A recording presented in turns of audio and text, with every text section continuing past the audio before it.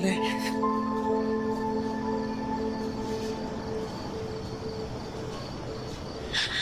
Hindi ko alam kung bakit ako pinaparusahan ng mundo ng ganito.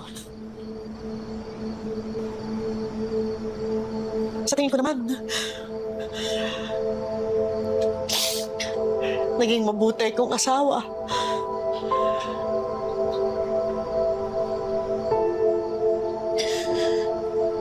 Pero hindi ko akalain na magagawa pa rin sa akin ni Rigor ang lahat ng to.